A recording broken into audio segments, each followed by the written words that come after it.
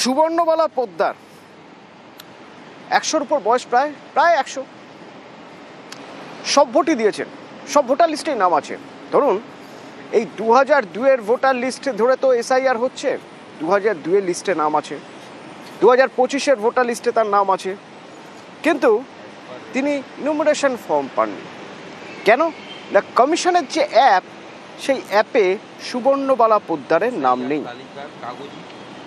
94 নম্বর পার্টে serial number 154, কিন্তু SIR form মেলেনি।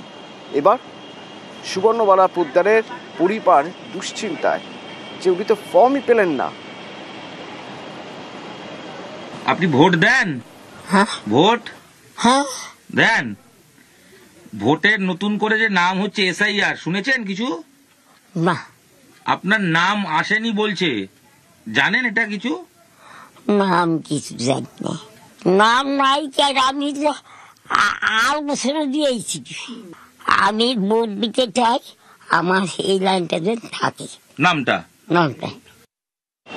ওনার সমস্যা হচ্ছে ভোটে তো কাগজ আসেনি, আমাদের সবার এসছে, ওনারটাই আসেনি। বিএলও থেকে কোনো কাগজই দেয়নি? না, কোনো কাগজই আসেনি। লিস্টে নামও আছে? লিস্টেও নাম আছে। একটু চিন্তা হয়।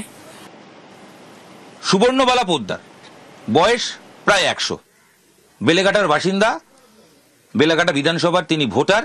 30 নম্বর ওয়ার্ডের 94 নম্বর পার্টের 154 সিরিয়াল নাম্বার, সেখানে নাম রয়েছে সুবর্ণবালা পোদ্দার। নাম জলজল করছে, এপিক নাম্বার রয়েছে, এপিক কার্ড রয়েছে। 2002 কেন, 2025 এবং তার আগেরও ভোটার তালিকায় প্রত্যেকবার এই সুবর্ণ দেবীর নাম ছিল, এখনো আছে। শেষ লোকসভা ভোটে তার বাড়িতে এসে ভোট গ্রহণ হয়েছে, এবারও তিনি ভোট দিতে চান। কিন্তু ভোট দিতে গেলে এসআইআর ফিল আপ করতে হবে, আর যে এসআইআরে নতুন ফর্মে সুবর্ণবালা পোদ্দারের কাগজ নেই, নাম নেই। দুশ্চিন্তায় রয়েছে পরিবার। ক্যামেরায় সনতের সাথে ইরন রায় বর্মন, নিউজ 18 বাংলা।